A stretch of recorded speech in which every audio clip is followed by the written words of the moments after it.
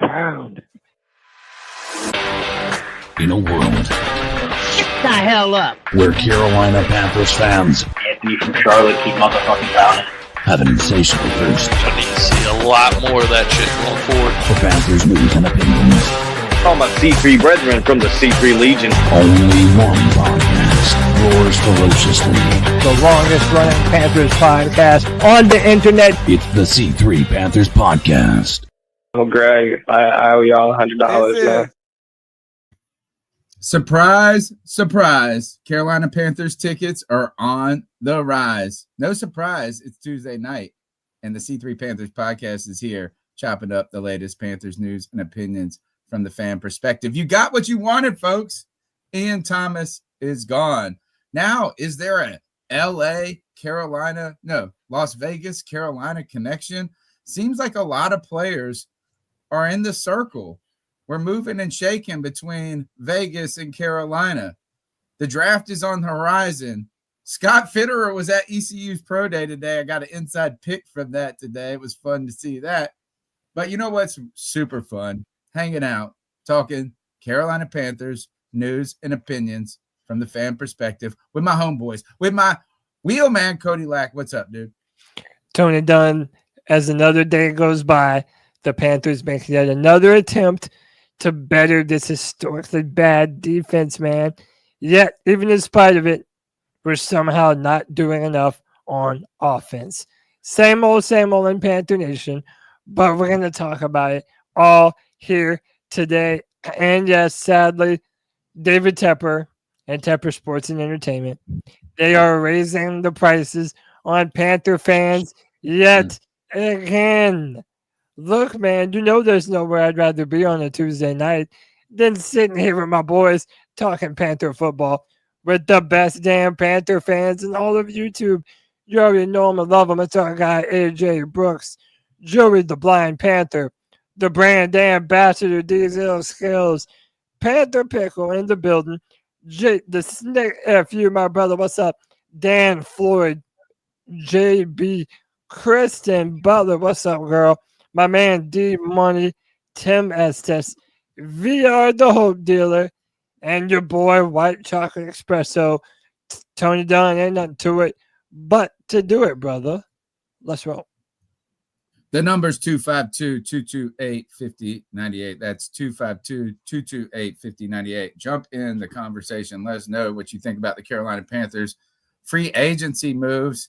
The swing and the miss, or maybe just the no swing when it comes to Stephon Diggs and finding a number one wideout.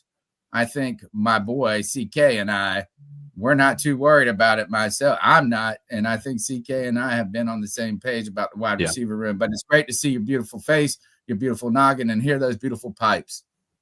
Man, I am, again, happy to be here with you fellas talking about the Panthers, even though the news is pretty dry this week. They did do a couple of things that we can talk about. I do have, as you guys know, I am a PSL owner, and so we did get an email about other pieces to this, the way that the stuff works now and everything. So I'd be happy to kind of go over what that looks like, and maybe it hints a little bit as to why they're doing what they're doing at this point. Well, we got the inside tip to tell you why the prices are on the rise. And let's go ahead and jump in the show, guys. Smash the thumbs up button, subscribe, be a part of the C3 Nation. Consider being a C3 super fan. And tonight's show, Panthers ticket prices soar while horse racing makes gamblers want more. Well done, Cody. Well done. I'm trying, man. Doing my best for the C3 Legion. He got bars. He got rhymes. He making it flow. I guess we got to start with ticket prices. The announcement, the Carolina. Yeah. And you know what? Surprise, surprise, surprise. No, everything's on the rise. Prices are going up everywhere. Maybe not houses. Maybe that's the one place they're not actually going up for once. Eggs out of control. Inflation. I don't know. Maybe it's level. Who knows? We're not going to get into that so much. But no surprise, you would expect ticket prices to raise every single season because you see the the NFL is making money hand over fist. And look, the Panthers did it when they stunk. And now you got a little life and a little optimism, maybe. This is Joe Person. Following the 7th consecutive losing season, Panthers are raising their season ticket prices by an average of just over 6%, though. Not a small hike. 6% notable. No price increase for upper level seats, which over the last 5 years have had a compounded annual growth rate 1.1%. Joe Person continues more on Panther ticket prices. Team ranked 20th in the NFL last year in non-premium ticket prices. Based on Panthers research, 80% of NFL teams that have announced pricing plans increased ticket prices for 25. That means, the NFL is getting theirs. They're going to get every dollar.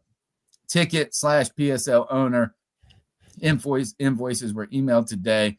Renewal deadline by 5/1. Why don't we open up with CK and to give us a little insight into what is going on with not even justification. What are your thoughts on ticket prices rising and how they've articulated or explained it to Carolina Panthers? And why is David Tepper not holding a C3 mug here? Well, that's a question we can ask him next time we bump into him at Bank of America Stadium, like you did that one time. A couple of things. Number one, while 6%, it can be extreme. It is more extreme because it's the more expensive seats that are that are going up.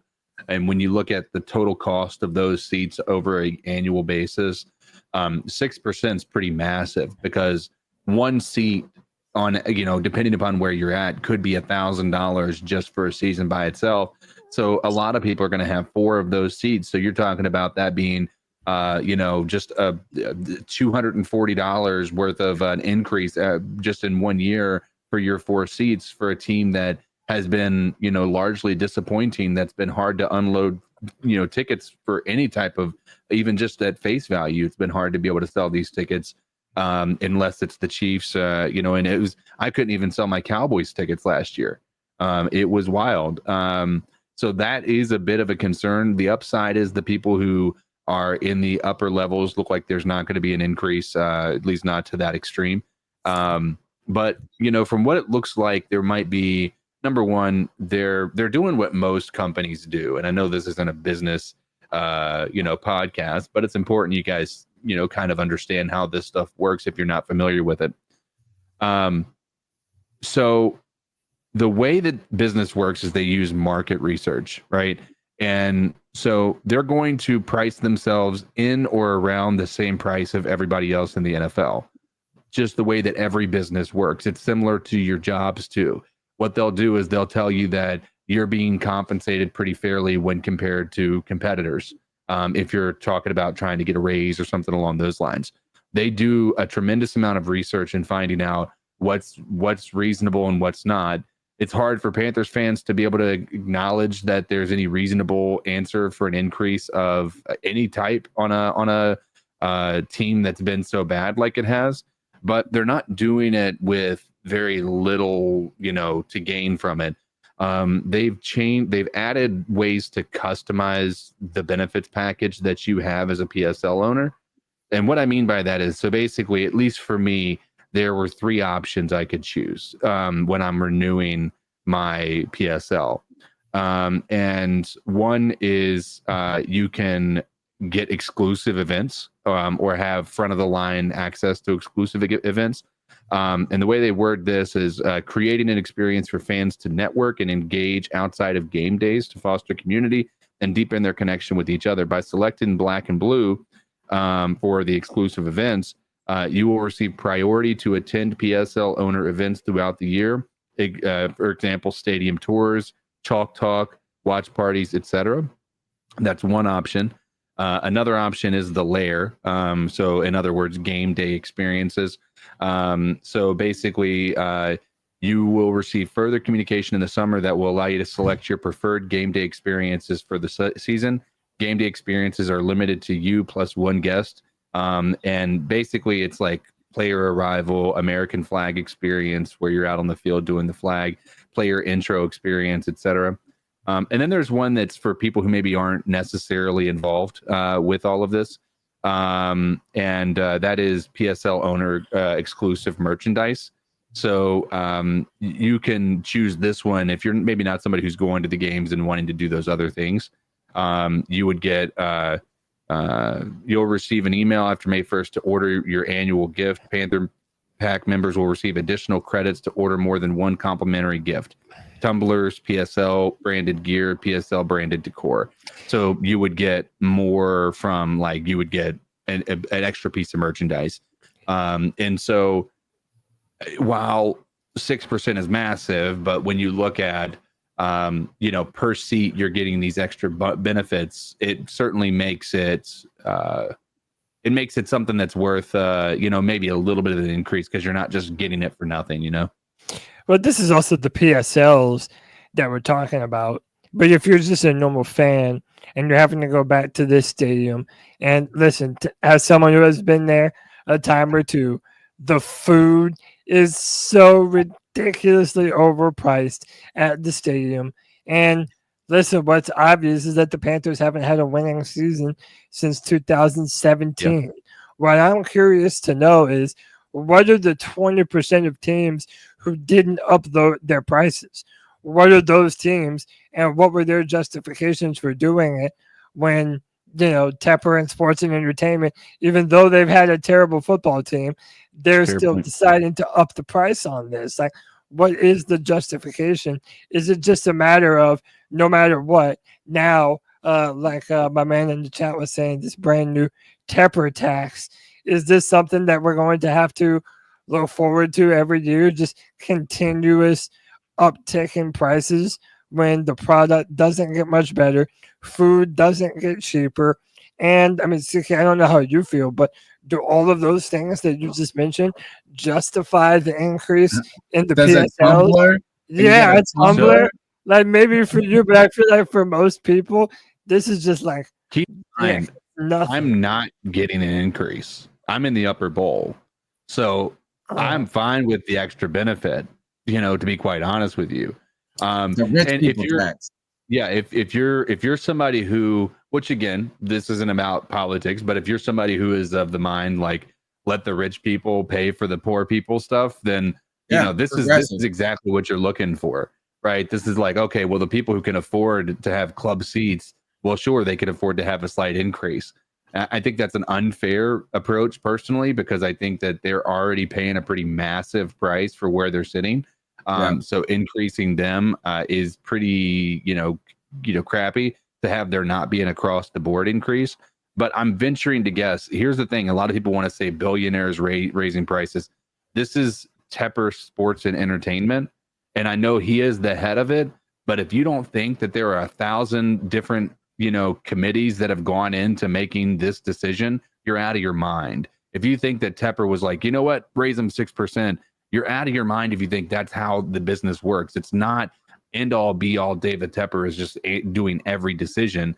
This is very clearly going to be every part of this. They've done research. They've done everything that they need to do on their end to feel like they're doing what they need to do. Yeah. That doesn't mean that you can't be upset about it, but I'm just telling you, they don't do these things on a whim.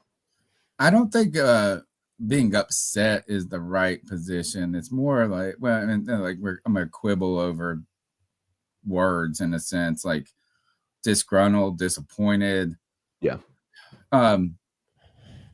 I continue to go back to this. So there's a moment when we were like just coming out of pandemic economy, inflation was really hitting. And the Kellogg CEO went on like one of the, CNBC, MSNBC or whatever. And he said, the American consumer is resilient. And then he said something like, well, maybe they'll just eat cereal for dinner. And it was like, the idea behind it was very much to let them eat cake, huh? Yeah. I mean, it was just like, this is like, you know what, we can make. And look, you go to the grocery store and even when prices have increased, but packaging has changed, and everything's a little bit smaller. Like you're getting smaller bags of potato chips and things. So it's like all of this is just more get the most juice from the squeeze.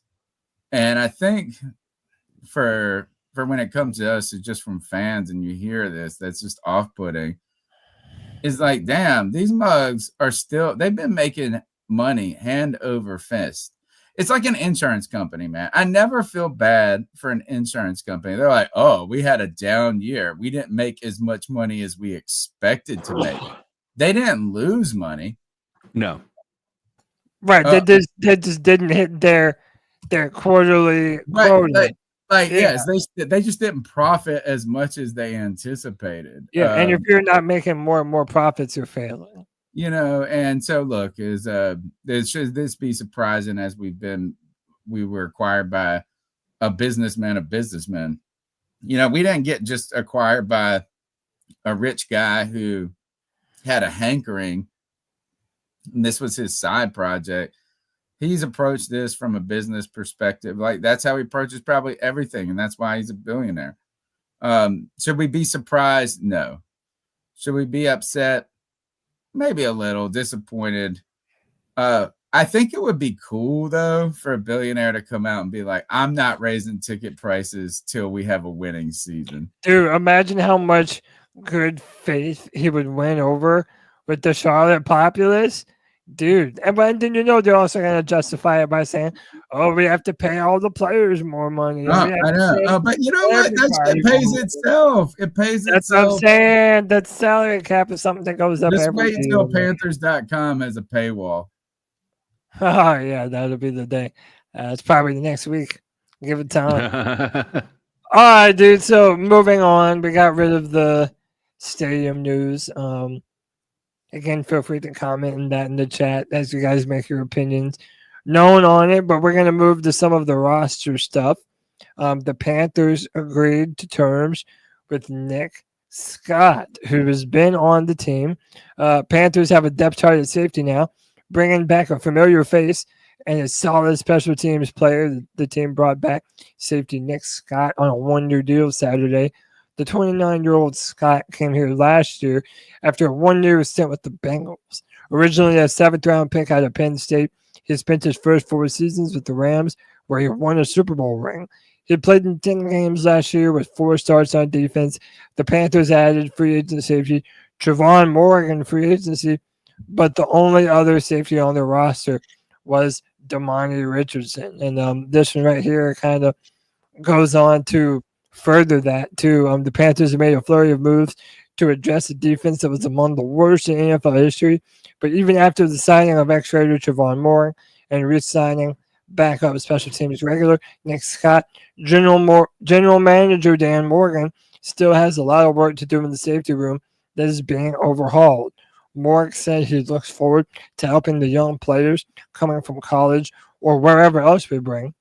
Morgan is expected to target a safety in the draft, but he can still add another in the late stages of free agency. So this was a room where the Panthers didn't have any help at safety, and now we're still making moves to try and build upon that depth.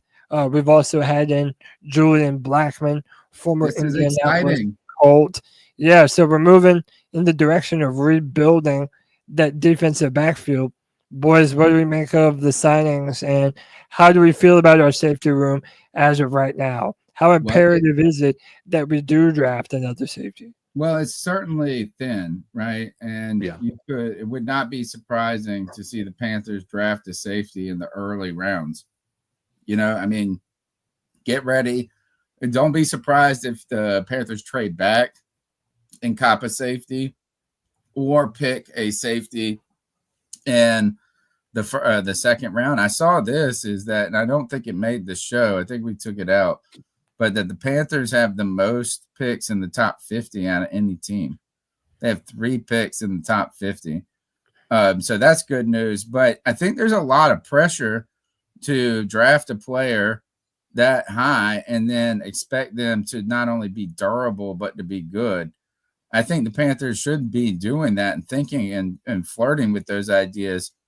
But the idea of signing Julian Blackmon, who has visited with the Panthers, he had a high grade in coverage. I think he was like 21 or 22 ranked safety in coverage out of over 100, whatever safeties. And thinking about pairing him with a down in the box player, I almost think of like when you had, who was it? Is like it wasn't Kurt Coleman and the safety that we got that I hated forever because he had that dirty hit on Steve Smith that came from the Saints.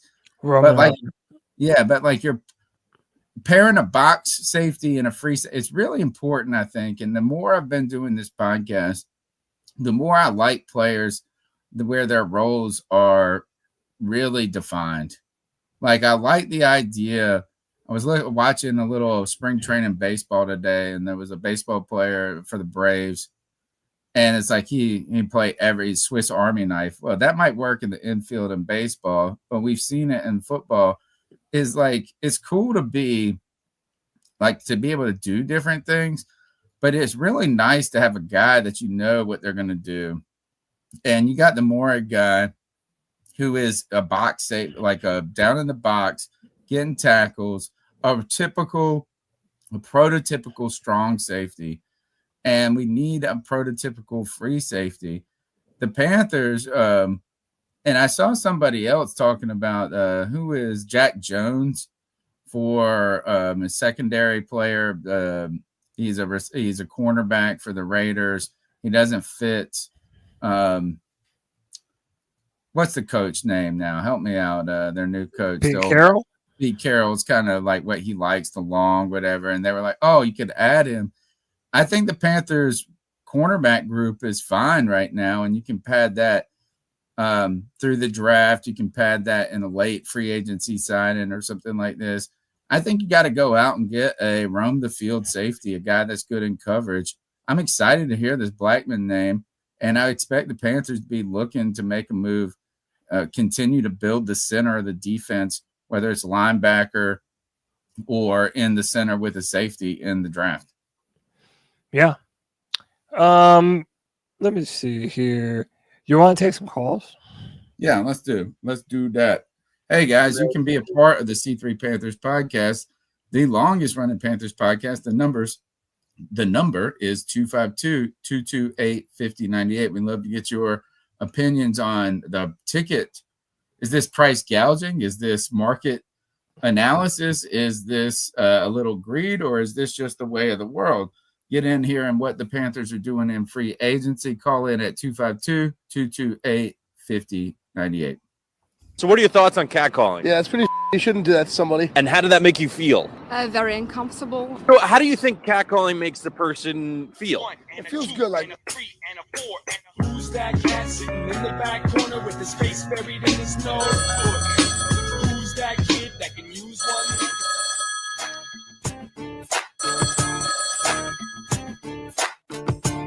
Hey guys, this is Jake from Greensboro. I've got a little teaser question for you. By the way, what's up, Jake? Appreciate you, brother. So it looks like man. It's going to go Cam Ward first, and possibly the Shedeur or Sanders to the Cleveland Browns. Then you look at the Giants, and they've got a lot of money invested in that defensive line. So I'm thinking they actually might go Travis Hunter. That leaves the Patriots at 4, and they certainly could do Abdul Carter, but they have desperate need at left tackle. I'm wondering, would you give up the first and second for Patriots first? Just a thought. All right, guys. Bye.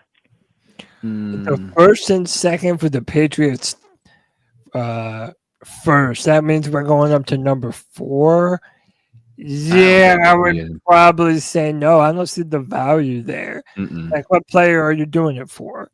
Is it Mason Graham? I think he's talking about Travis Hunter, maybe.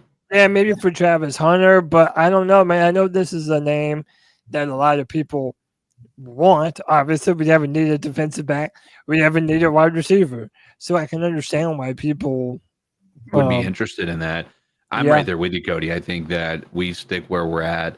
The reason I believe that is while picking in the top 10 is, picking anybody in the number one in the first round is typically has a higher, avenue of success or, chance of success. Being third or fourth or fifth, I don't believe there's a correlation in them being a superstar compared to being at 7, right? I don't think historically, if we look at the people picked in the top 5 versus the top 10, I don't know that we were going to see a historic trend where it was better. But what I do know is by having multiple picks, we expand our options of actually having a superstar. And it may not be our first our number one pick this year, but it could be our second rounder that we got from the Rams from last year that ends up being a superstar for us. So I'm not willing to I'd rather play the numbers game with these guys right now as opposed to hoping that we get a guy who can be the person and then risking all of our hopes and dreams on that one person and then them getting hurt or just being an absolute failure. Yeah. And listen, man, we'll talk about this a little bit later when we talk about Stephon Diggs. Okay. We talk about Stephon Diggs, but dude, we're no one's first choice. Not only are we no one's first choice, but the other teams have more money to spend. So we're not in a position to be taking less players, to be betting big on one player. We have to fill out the rest of this team in a meaningful way. With what Tony said, we have the most drafts or the most draft picks in this year's draft. Well, no, not in the most, not the most picks. We have I think we're in the 3rd overall. I think the Niners and the Bears have the most picks. Maybe I'm wrong on that. I have to go back. But we have the most in the top 50. We have 3 picks in the top 50. Now, to just not disagree, but like to push back, is that sometimes just the vast majority. Is it this one? Was this one? Yeah. Yeah. All right. So here it goes. Most top 50 picks. The Bears are still cashing in from 2023's trade of the Bryce Young pick. The holder of the Panthers' second round pick are the only team with 3. Oh, so they have 3 in the top 50. Oh, okay. Right. I misread that. I thought the Panthers did because this was under the Panthers saying which team has the most value. Oh, I just got that wrong entirely. My bad. I do think this though is I don't think that volume picks are always I think that moving up in the first is too expensive. Right. But I don't like having a bunch of 4th, 5th, 6th round picks. Oh, I agree. So like I would rather have 4 picks in the first 3 rounds than I would to have 6 picks over 6 rounds. Yeah, so like my entire thing in that statement was moving up 3 spots to go after a guy that you think is a superstar and giving up a second round draft pick for it. I don't care if it is a later, second round draft pick. It's not worth, because second rounders still have a historic chance failure rate. It has a very low failure rate in comparison to the rest of the draft. And so getting rid of a second rounder is just to move up 3 spots for a guy that you think could be a superstar. You may love him if you're a Panthers fan. You may think this guy is the guy who's going to change it. And he may go to a team and be an absolute superstar. But I think we're better off playing the numbers game and having 2 picks in that top 50 as opposed to 1 pick. Yeah. And I think too is moving from the 4th to the 3rd is more valuable than moving from the 3rd to the 1st. And I know that, and when I say more valuable, obviously you're going to get a big time player, but the cost of it, I think that you could couple some of those picks to move up and get a guy that you want in the 2nd, 3rd, and 4th round rather than just throwing everything against the wall. Yeah. So I do like that idea, but I'm not big right now, guys, is that who really cares is that the team has, and that's messed up. I don't mean who really cares, but like this team is a 8th overall pick, 11th overall pick, 15th overall pick. You better figure out how to make them work. And I think we should be going back rather than up in all of those early rounds. That's what I'm saying. I agree. I don't disagree. Wholeheartedly, 100%. Let's take another call. to the charismatic CK, the tenacious Tony Dunn, and yes, the incomparable Cody Lack. C3 Legion, sing this with me. Na na na na, na na na na. Hey hey hey, goodbye, Ian Thomas. Woo! He gone, y'all. Ian Thomas is gone. He's been a thorn in our side for a long time. And I wish him the best over with the LA, or not the LA Raiders. What are they at? Vegas? The Vegas Raiders. I wish him the best. Maybe Pete Carroll can do something with him because he was dead weight. Maybe now we can focus on our own tight ends, getting them great, and maybe even drafting that one tight end out of Penn State. But hey, y'all, it's the Hope Dealer. Check it in real quick. I'm excited. Ian Thomas is gone. I'm sorry if I offend anybody. Love y'all, but he gone. But hey, wanted to throw something out there, C3 Legion. I wanted to throw something out there. Man, hey, y'all probably gonna laugh when I say this, but man, could there be some Division II football sleepers, man? NCAA Division II sleepers in the draft, man. I'm just saying, every year you get a few. You know, you got players like Tyreek Hill, Austin Eckler, Adam Thielen, Matthew Judon came from Division II schools. So I went to college at a Division II school, man. So I try to show love to the D2 schools. But anyway, man, it's the Hope Dealer. Man, hey, love y'all out there, man. Be hopeful. Ian Thomas is gone. Hey, keep pounding, baby. I'm out.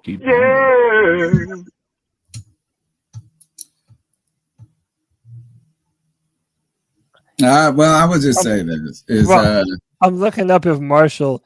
No, Marshall is Division One. No, is I don't. I have mixed feelings about Ian Thomas. Is a punching bag for Panther fans.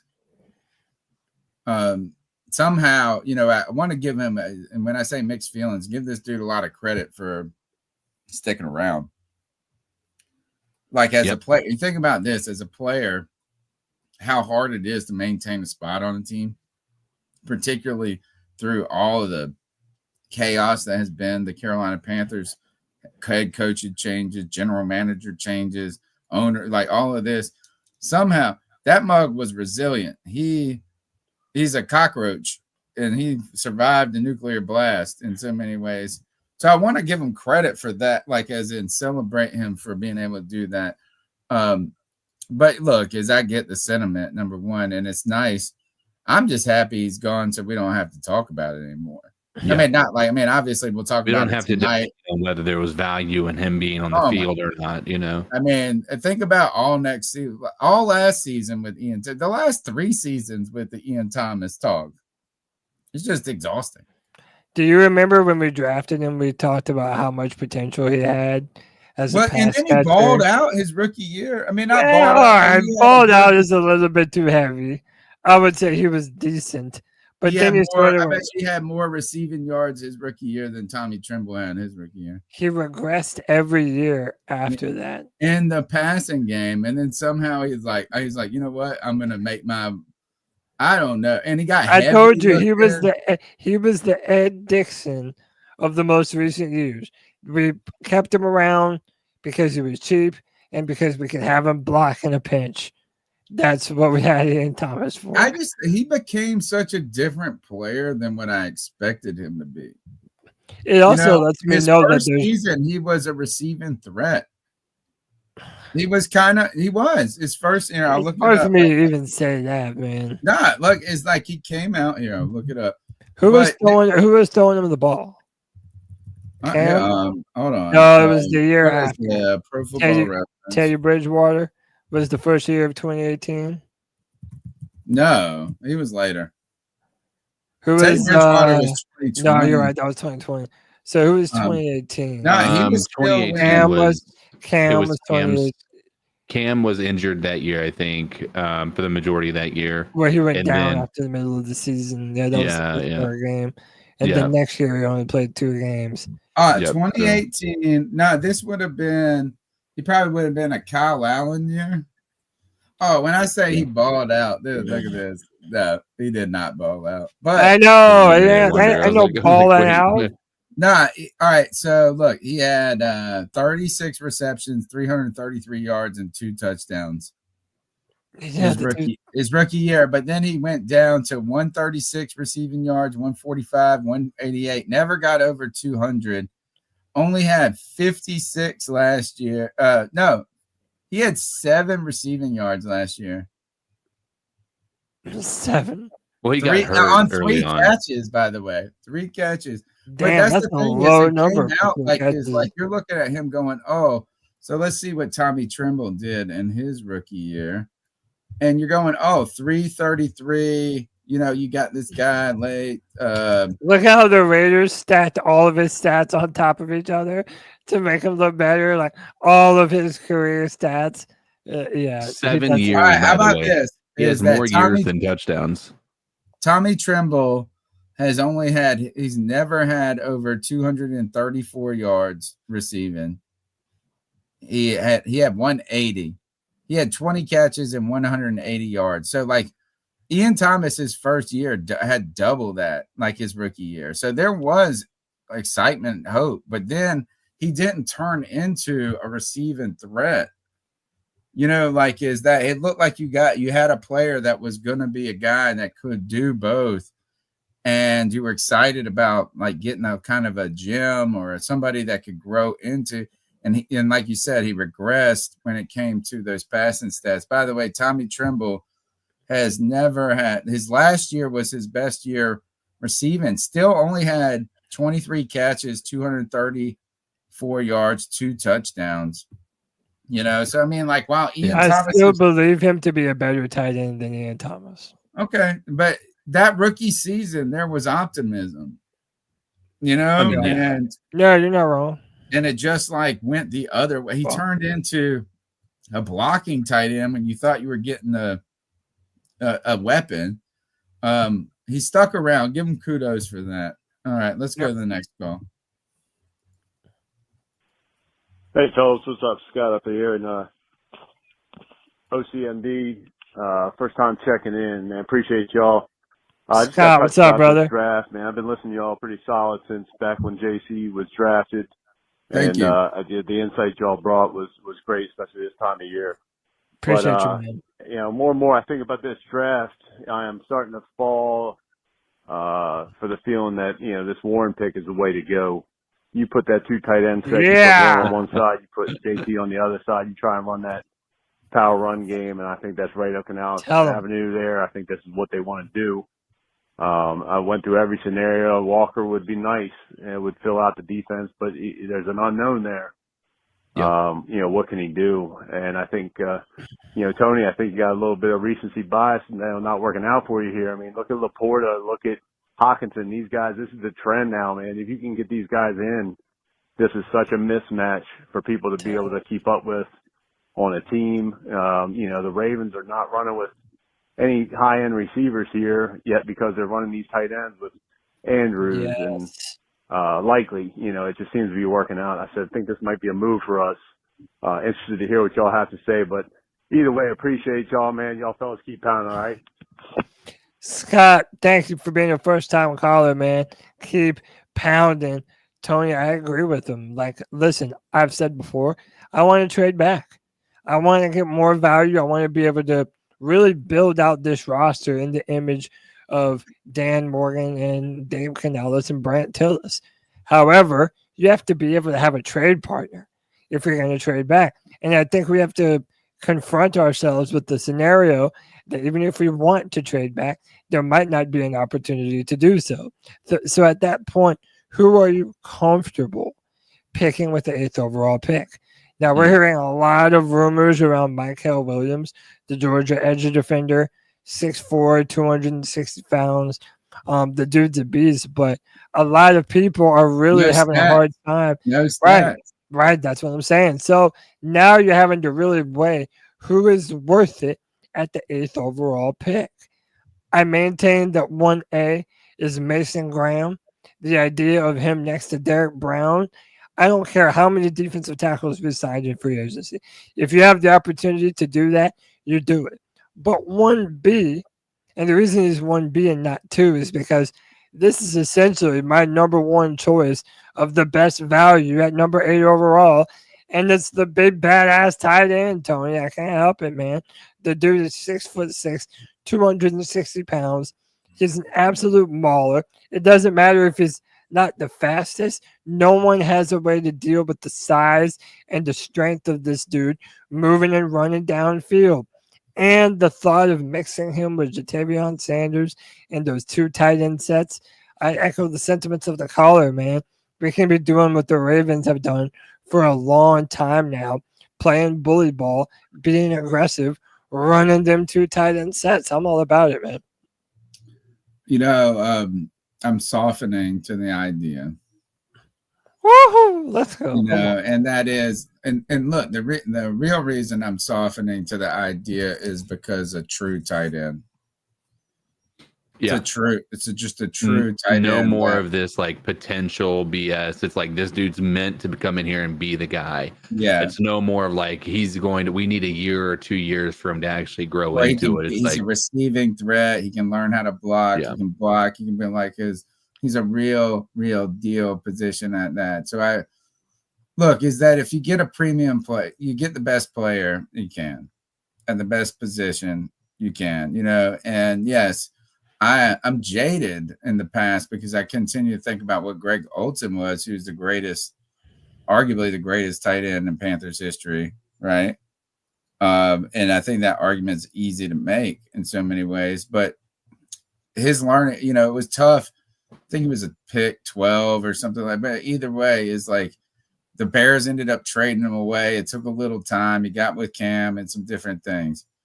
I just saw all that jazz about like, hey, this tight end is going to be the dude. I almost think this is like the quiet dude that I need to be the guy, right? Like this is the one where it's like there's not so much overhype or whatever. It just is kind of like, look, the proof's in the pudding. The dude balls, he can run, he can block, he's big, he's strong, he can do all that. You know what? I'm not mad about it. Because I think this is, and I love the caller. Thank you for the call, man. I appreciate it. Is there are some other players that have been drafted, like he mentioned, the Laporta, the Hawkinson. You know, so there is some data that's been added to the data set that I haven't taken into account. You know, because I'm still working on old data in a way. But I would rather have a player that's a beast at his position than a reach. And picking this, like, so I think you put up this, and I don't know if it's in the show, but who's the wide receiver that is high, like that Steve Smith called out last week? We talked about McMillan.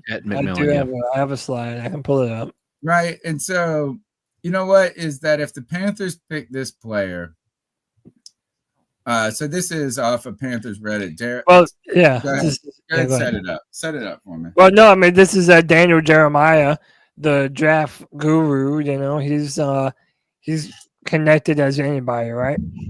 So you already heard what Steve Smith said. Daniel Jeremiah goes on his podcast and says, I have not talked to anybody that has Ted McMillan as a top 10 guy. And this is sort of what you're talking about, Tony. It's like if you're drafting in the top 10, the idea is that you're drafting a day one game changer, especially if you're drafting a wide receiver with a top 10. To not be a miss. There's supposed to be you're supposed to be as finished of a product as a receiver can be. You know, that's why you're drafting a wide receiver in the top 10. You're wanting a Jamar Chase in that scenario. You know what I'm saying? You're wanting an AJ Brown. So if you're not grabbing that, then, you know, it's not the right value. But he says he hasn't talked to anyone that has Ted McMillan as a top 10 guy. He had him going number 22 to the Chargers.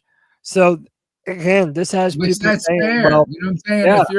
If you're a good prospect and there's a lot of upside, the late first round is where you belong. I think over the past years, the draft has just been so hyper analyzed that we push players up too far. So when you show me this tight end product, what I do like about him is like, I'm like, dude, this guy looks legit, right? Like and you know what I mean? Like he looks the part, acts the part, has the tape, has the fit, like all of that. I keep going back and I know, well, this might make, I don't care if it makes anybody mad. There was a span where teams were reaching for edge rushers so much. And you can throw Brian Burns in that. Remember Cleveland Farrell? What was his name? Yeah, you got it. Like, and all those guys, they were like, it was like what they could be. They're 19, they're 20, they're 21, and this and that. When you're drafted in the top 10, you want a dog that walks in there and is an alpha from day one. And so that's how you convince me on this tight end pick, right? Is that, look, as you say, other people have potential. This guy has potential and is dog right now. Yeah. So I will say this is I've softened my never ever do it in the top 15.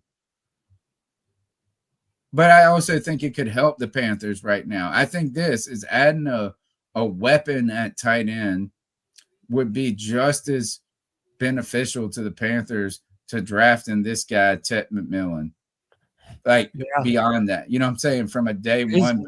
He's more versatile off jump. From running the ball, passing the ball, he opens up another dynamic to the offense. And now Ian Thomas gone. Maybe we're seeing the cards start. We're starting to see a little bit more evidence that this could be a possibility for the Panthers. No, absolutely. And that sort of leads us into our next one too, right? If we're talking about wide receivers, let's stay on the topic because, again, man, Panther fans, shout out Anthony, they're really upset. They feel like we're leaving Bryce Young out to dry. When you see all these other teams making wide receiver moves and overpaying, then, the people are like, why aren't we doing that for Bryce? Look at all the other young quarterbacks that have talent being placed around them. Drake May now has Stephon Diggs. He's old. Jaden Daniels has Debo Samuels now. Fat. They keep on making moves for CJ Stroud, So, hey, man, but another thing that I think is good to bring up in context to the Ted McMillan news, if you want another wide receiver for Bryce Young, the idea that it has to happen with the 8th overall pick or even our first pick in general is sort of silly, considering wide receiver Isaiah Bond, who has caught passes from Bryce Young before while playing in Alabama, then transferred to Texas. Isaiah Bond ran a 4.35 40-yard dash. This is that vertical threat that we have been talking about missing from the Panthers offense. In my mind, go defense if you can early in the round. If not, grab the tight end. But if you were to grab an Isaiah Bond sometime in the second or third round, that would be awesome. And I think that would be a differentiating kind of wide receiver compared to what XL does well. Jatavion Sanders is a tight end, but Jalen Coker. We have a lot of bigger guys on the field. I feel like that shift to your presence is probably what the doctor ordered for our offense right now. What's up? All right, so he's 21 years old. How tall is he? I believe he's Isaiah Bond, height, and weight. He's 5'11", 181. He's a Brandon Cooks. Yeah. And that is who he's being compared to. And that could be badass. Again, I like all of these types of ideas. It's where you draft them. And I hate to say that. But I mean, if you love a player, you love a player. But I think players have crept into the first round or the top 15 because of height too much. Right. Mm-hmm. And so that's where I am more comfortable with what you're talking about with the tight end instead of us forcing a wide receiver into the top 10, finding a wide receiver here at maybe in the second round that can do it. Because do you know how hard, not only if you draft a wide receiver in the top 10, them must better be starting from day one. They better be making a difference. 100%. You know, let the game come to them a little. Let the game come to them. Tyler Jones, thank you for being a C3 super fan. 30 months, dude. Yeah, that's a real fan right there, dude. That is incredible right there. We appreciate your support. So, look, this is where the old Dave Gettleman, and Dave Gettleman could have been a great GM. He so could have been a great GM. He was.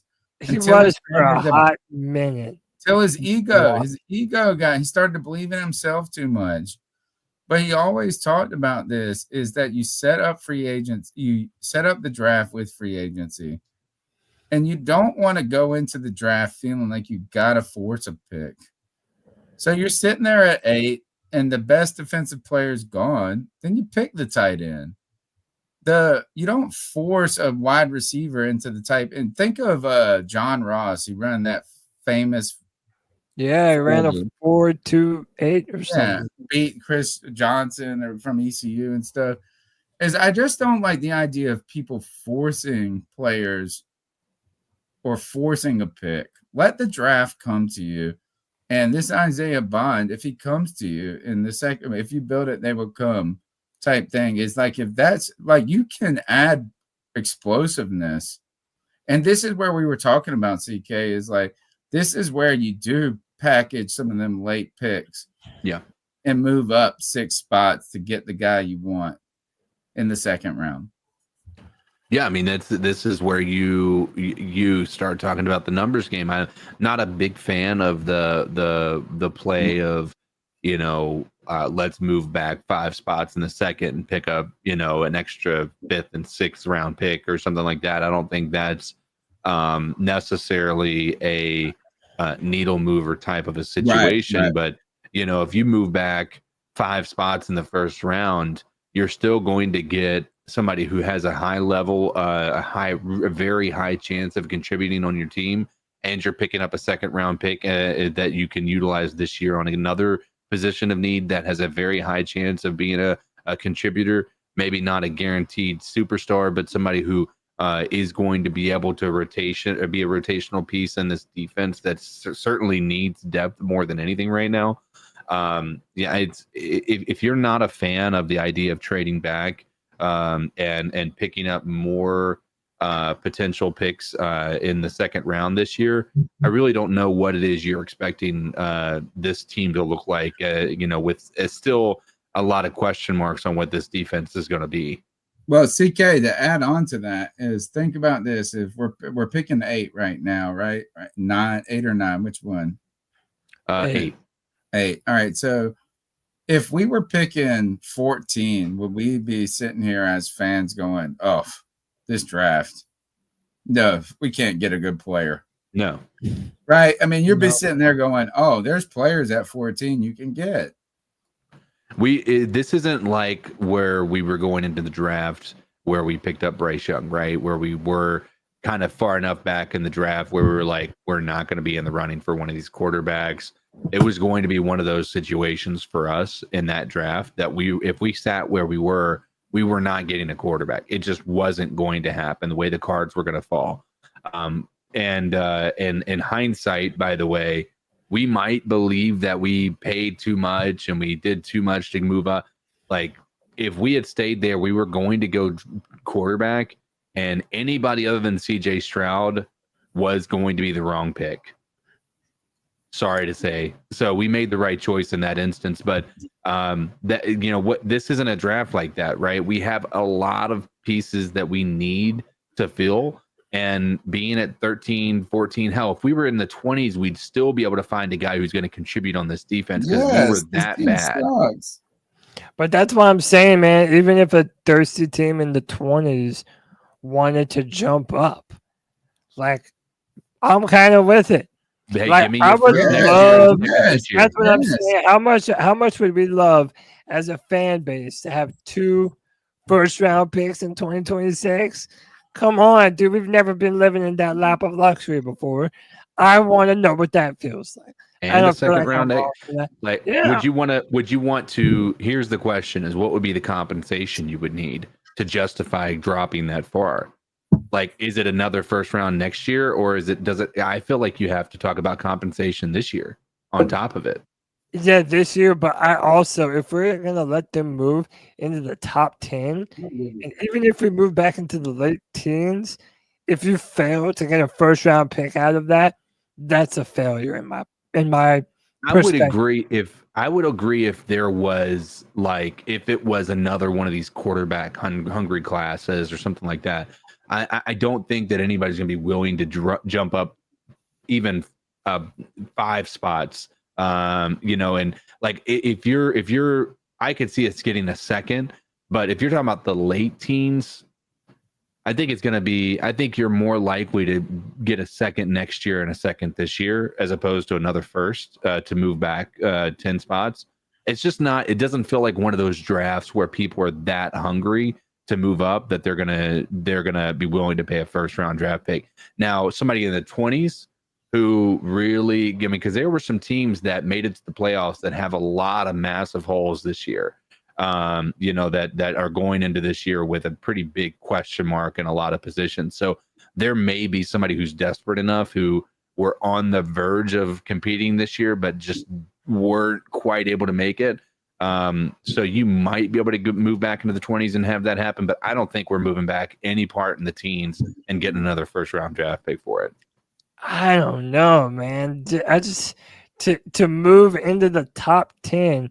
Like, if you were picking in the teens and you were going into the top 10, even if it's not for a quarterback, that's a long way to move. A long way to move. Especially what if you were willing to deal? What if you were willing to deal and you said someone is going to move from the late teens, early 20s to top 8, and you say, you know what, we'll take your second and your third.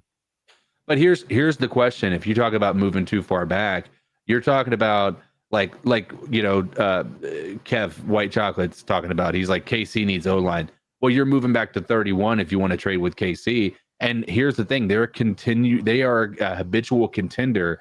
And I'm sorry to tell you, 231 overall draft picks are not the same as one number 7 overall draft pick or one number 8 overall draft pick. I'm sorry to tell you. You want to trade with someone who's at like 14 or 15 that wants to get into the top 10. I mean, even just early 20s is still not the worst, but it's not the worst in that you don't have to give, and you also don't need the farm. You don't need a future first all the time. You could do you want to get the most you can get. But if you're comfortable saying, look, we'll take that and your second round pick this year and your second round pick next year, and you can move those, I'm not opposed to it. I don't think that the Panthers need to feel like they got to fix everything in one swoop. That's the thing. It's like fixing this thing in one swoop is not the way to go. I don't know.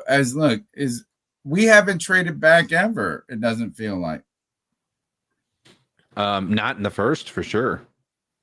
Yeah, but we trade back quite a bit.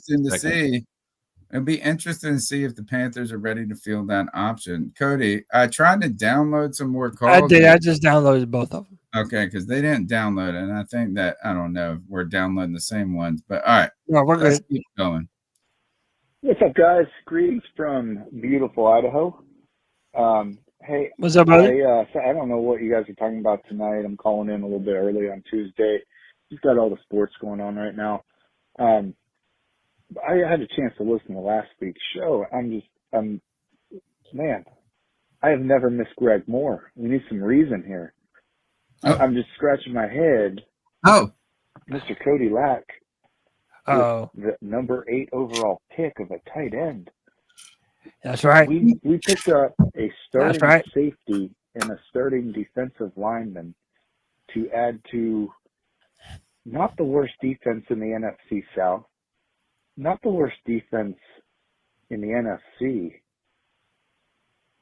the worst defense, one of the top 5 worst defense in the history of the 105 years of the NFL, going back to when they were playing the with worst leather helmets, and the field goals were in the front of the end zone, and we were worse than 105 years of that history. And I'm scratching my head here.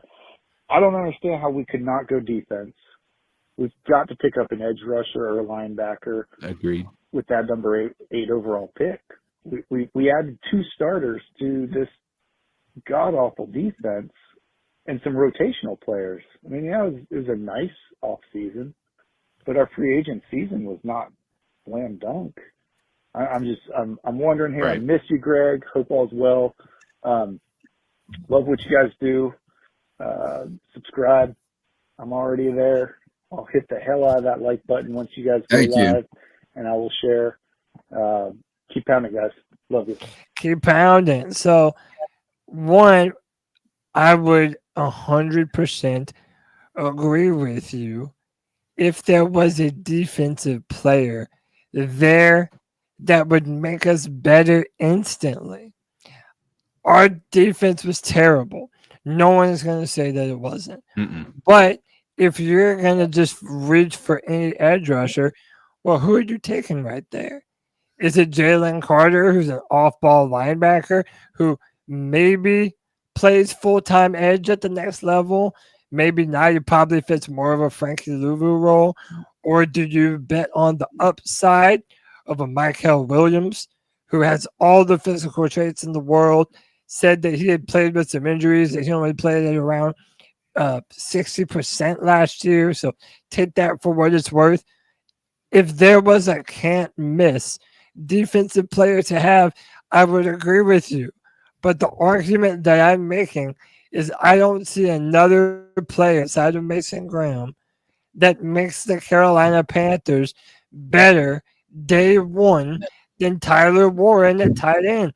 That's all I'm saying, man. If there was a player of defense that was there, that was a perfect fit for us and what we're trying to do, I would be all over it. I don't know that any of those defenders are worth the 8th overall pick. I don't think I'm being unfair. I mean, go ahead. Yeah, I'll put, because I mean, I was also, on that train, right? And I agree. And if you go back to that, you'll hear me say, like, defense is my priority in this draft. Like, there is no, I'm trying to think the right way to put it. That is the ultimate goal in my mind.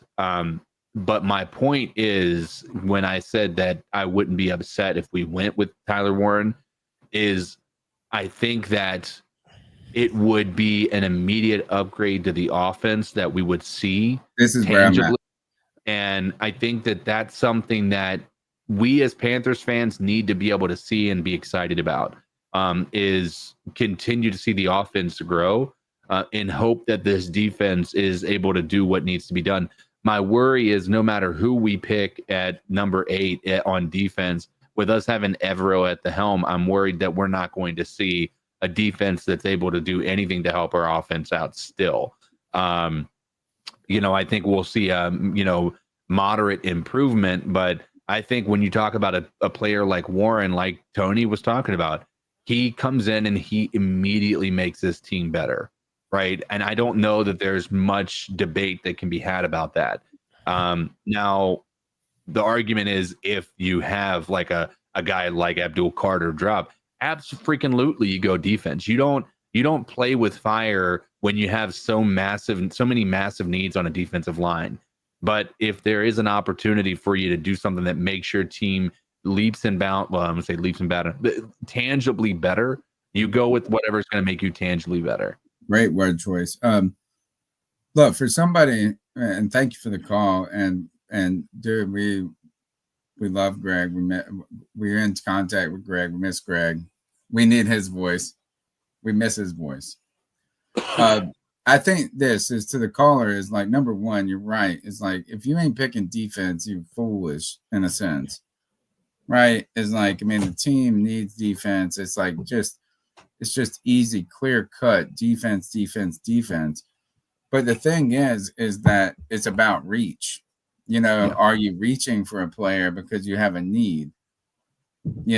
And so on one hand is that are you just going defense only because, and I think that the off season has been great about this. Yeah. Is that Dan Morgan has, look, I mean, just go back to the show 3 weeks ago where Cody asked me about like, what would you do if the Panthers picked an offensive player? And he didn't say it in those words exactly, but I was like, look, with this data right now, it's defense, right? Like, I mean, you don't have any choice, but that was prior to free agency.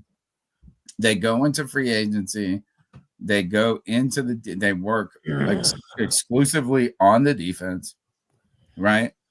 Which frees them up a little bit in the draft. But for me, who's someone who is anti-tight end in the top 15, and look, Cody's been joking on me about it for years. He's joshing on me tonight, which is fine, and it's right. It's right. But this is where I'm softening on this is like, where would the upgrade on offense be the most if you added a player that was a top player, right? Yeah. If you added pick your top wide receiver, you pick your top tight end, you pick your top offensive lineman. And right now, I mean, I feel like this is that, I mean, look, I wouldn't even be mad if the Panthers went and picked the damn offensive tackle in the top 10 or something. Yeah, I've even said that too. I mean, I wouldn't necessarily make all the sense in the world because we have a starter at left and right for this year. But no, I understand what you're saying. But like, is that if you're talking about a top offensive player who's going to make them right? Like, and by the way, like, what tight ends have we had since Greg Olson's been here? Like, well, that's fine. I don't even want it to be like, oh, well, we don't have a tight end because we do. We have Jatavian. What's his name? Jatavian Sanders and Tommy so it's not like we don't have anything. Yeah, it's but just remember, this is would the best tight end in this draft and the best wide receiver at 8, which one would have the most impact short term and long term? And I mean, right now, I don't look at a wide receiver. I look at these, unless you're you're talking about Marvin Harrison Jr. being one of the best prospects ever. Yeah. Coming out of the draft. Like, we're not talking about having a wide receiver of that caliber. Right. No. And so to me I get it, is like, look, if we don't draft defense, we're going to be like, ugh, that's weird. But if we draft a reach prospect at wide receiver, I'm going to be pissed. And I might even be happy if we just draft the offensive lineman in the top 10. Fuck it. Like, what if you just said this? Is like, nobody's talking about these offensive linemen. We got this center. Fuck it. I'll be like, you know what? I'll be like this. Good move. What I'm saying is I do think that it is fair to say that Tyler Warren is a better tight end prospect than, for example, Ted McMillan is a wide receiver prospect. That's where you win. Right. But also, and this is what the best player available thing is too. You need an edge, but are you just going to grab an edge just to say you drafted one? Yeah, or then you get Brian Burns, right, then you get Cleveland Farrell, then you draft a player that doesn't even actually fit what you do, one, and even represents the type of upside that you want from that kind of pick, man. And if they're not really making a difference, I'm honest, man. I'm honest about this, and this is where I didn't like the Brian Burns pick. I don't like these slim and no ass in their pants fucking defensive edge rushers. Is I don't want to hear about what you're going to be in 3 years. If you're in the top 15, you need to be a monster now and going to be or you're going to be a dog now and a monster later. You mean like a Derek Brown? Yeah, and like you need to not only be able to come in, and I don't say like this, and I don't want to put too much incredible pressure on them, like if they're not a Pro Bowler or something like that. But like if you're just drafting on what their future is, then they shouldn't be a first. That and so the Ted McMillan thing is an interesting question, and Cody, I'm gonna let you take the reins on this because I think it's a valuable question. Who would you have drafted him ahead of out of last year's wide receiver? Dude, class? I'm so happy you mentioned that. Last year, no lie, not me shitting on Ted. And did we talk shit about wide receivers last year about being? Well, no, that the year before. They had some decent wide receivers. Was that the year before? No, that was the year before. Okay, that was the year before. But no, last year was the Roma Dunze and Roma Dunze, Marvin Harrison Jr., Brian Thomas Jr., Xavier Worthy, Malik Neighbors, Xavier Leggett. Honestly, he's probably a wide receiver 6 or 7. No, would you have drafted him before Worthy?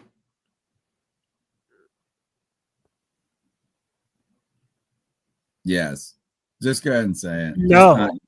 No, I think the top end speed of Worthy is going to be what Kansas City and is. The body, big body. But also, listen to the reason I'm asking that question. The reason I'm asking that question, Cody, is because it was Xavier Worthy, and then guess who?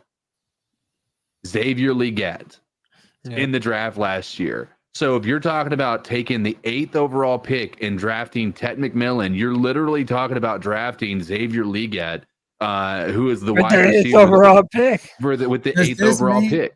Yeah, by the way, the wide receiver class is thin this year. Yes, which then inflates the top pick. Well, how about this, Tony? It's thin in the front of the draft. So if you're looking for that high-end talent, it's not really there. However, there are a bunch of dudes with a ton of upside that are later in the draft that do have some caveats to them, but they could end up being number 1 wide receivers one day. But that's what the draft's supposed to be about. The draft is supposed to be about guys that outshine their draft potential. What you have, or at least what I believe I've noticed in the draft, is that when a class is thin, right? Like when a group of the top end receivers or the top end edge rushers or the top end, and there's this sort of drop off, it inflates the value of those top end players more than they really are. So you're talking about a player who is really a 2nd round pick in a good class that all of a sudden becomes a top 10 pick. Yeah. And that's why I'm warm. That's why I'm warm to this tight end pick a little bit. And I hate to say that. There's nobody in this world that wants to pick a tight end in the top 15. But I'd rather pick the best player at their position than to pick a best player at a position who was in a thin class that got inflated. Yeah. Is that they really, and think about how many players are really 2nd round picks, 3rd round picks historically that went in the 1st. And I believe that this is a good time to bring this up in context. This makes me mad. I think CK and I are always on the same team. So the New England Patriots gave Stephon Diggs a 3-year, $69 million deal with $26 million guaranteed with the New England Patriots. And again, just like with the Joe Milton situation, whatever the fucking Milton dude's name was, that Panther fans are upset that we didn't break the bank and do backflips and try and outbid the New England Patriots for a wide receiver that's getting older and is probably seeing his best days. Getting older, bro. And he's coming off of an ACL tear. Like, this is how I know the Panther fans online, especially, will just bitch about anything. Like, you're so dead set on us doing something at wide receiver position that you want us to overdraft, or not overdraft, but to overpay an older, injury-prone Stephon Diggs. Like, come on, dude. We have to build through the draft. We have no choice. And when we have a good year, we've already then built. we're going to bring. built through the We're not draft. done though. We need to bring more talented people in through the draft. That way, other free agents in the future will want to play in Carolina. CK, go after this.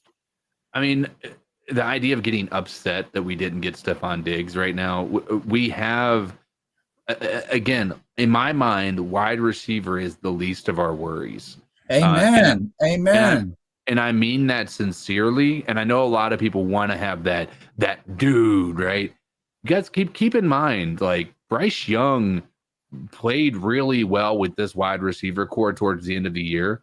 It's not like, and these were still guys learning from Jalen Coker to Xavier Legette, right? When you realize Jalen Coker was out for Bryce's best game of the entire season, you start to realize, oh, okay, maybe we have some firepower, because Jalen Coker has a great amount of potential, and he showed some incredible flashes last year. Xavier Legette has a crazy high ceiling in my mind.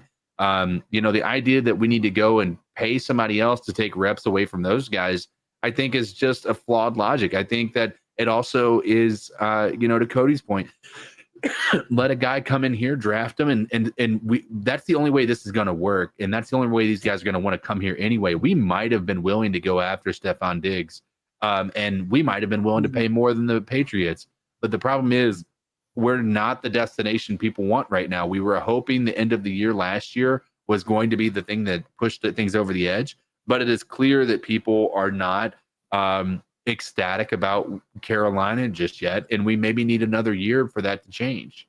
And I don't think our wide receiver core is the problem that we need to focus on to make this a desirable location. It's ridiculous. It's instant gratification, right? It's like, oh, let's just get, like, we need a name. We need a name. First of all, Stephon Diggs is old now. He ain't the Stephon Diggs that was coming from Minnesota to Buffalo. And expensive. Yeah, older, right? I mean, like, yeah, I mean, look, Almost he went 32. to, I mean, and not that that's old, like, yeah, is he a good player? Not shitting on him. Does he help your team if he goes there? Probably. But you know what? He also has been a problem for every team he's been on. Like, and like, if you want to talk about culture, whatever. Yeah. This dude doesn't seem like a Dan Morgan type of guy. He is a typical wide receiver diva, which I don't have a problem with. I mean, I'm okay with that. But I don't think that this upgrades the team so significantly. Like, yeah, are they better? Sure. Yes, they're better, but they're not like leaps and bounds better. And I agree entirely with you, CK. Is like, look, I think this is kind of fan, like, and again, fan how you want to fan, folks. Don't worry, we do it up here every Tuesday. But like, just because a name, it's like a shiny object. I think the wide receiver core. Certainly, yeah. No, is it the dominant group in the NFL? No. But I think they shit too much on Xavier, on XL. I think there's some prospect in Coker coming up. I don't think this is the best way. For me, is that, yes, adding a better player and a position group is good, right? If you add a better player and a group, yes, you are better. But the overall uplift of the team, I don't think the best way to uplift this team is through adding a wide receiver number one, an aging wide receiver, one who's coming off an injury, one who the first side. He's like a Deontay Johnson. He's an established Deontay Johnson. But Yeah, also, and if you like, don't think that this deal was one that had everything to do with being able to play the Bills twice, you're out of your mind. and also Anthony says it's a 1 year, essentially a 1 year, $23 million deal. But the whole point is that we're trying to get help for Bryce. If you don't view Stephon Diggs as long-term help, then aren't you still just putting a Band-Aid on everything? Like, this is not the answer that Panther fans claim to want. Like, they want us to overbid the New England Patriots, and the Patriots have an endless trove of money to deal with this offseason. So it's I have a big problem with this, Cody, is that people who were so forgiving of Bryce Young, right? Like, oh, give him time, whatever, blah, blah, blah, blah, blah. And now they're like, oh, XL can't be. Right. That's and so this is, and I'm not trying to say that you shouldn't have been forgiven on Bryce. I'm not saying you shouldn't believe in Bryce, but this idea that XL fucking half-balled, man, like he was pretty good his rookie year. Like this idea that you can't do it with this. Had like what 600 yards or something. Yeah. Like, And the dude 4 wasn't. touchdowns. He had some terrible drops, but as a wide receiver, he had some was very not visual ones and some important games that were very cool. Maybe I'm too forgiving on this, but y'all were so forgiving on Bryce. You come on this, you get in our comments, you get on my Twitter, and you tell me like, "Oh, you were so hard on Bryce." Actually, I wasn't. I gave him tons of leeway.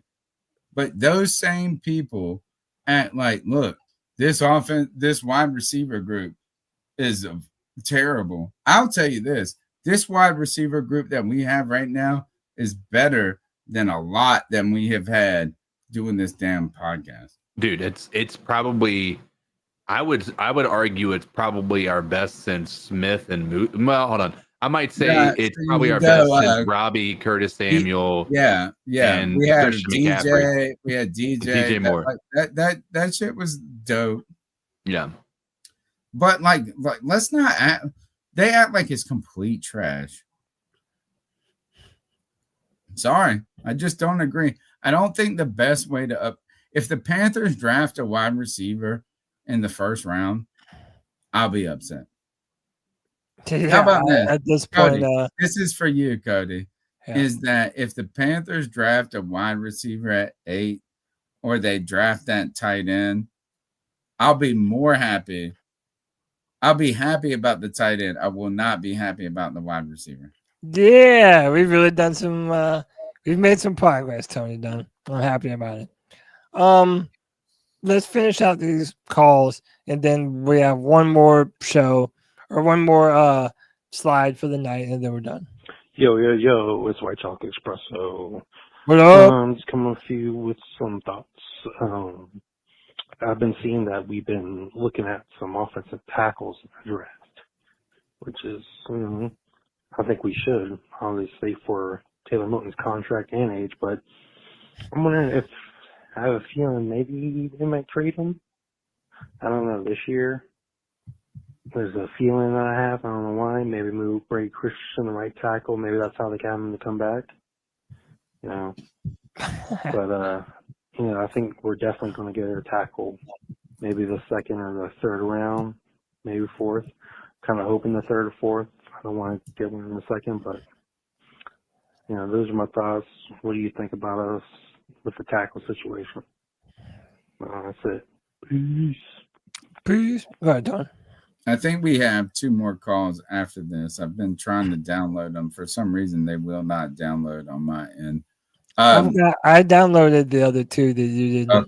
Okay. Let me see. So we have 2 more after Kev, right? I got them all.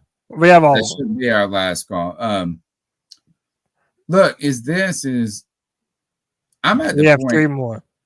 Okay, I'm at the point. This is that I think you should draft every other year a offensive lineman, defensive lineman in the first round. Almost like so here's the thing is that we're all like, oh, what could the Panthers do? if the Panthers come out and pick a guard at 8, I'm not going to even be pissed. I'm not going to be pissed. It's like I'll be like, oh, I didn't see it coming. A guard? I'll be like, we're good at guard.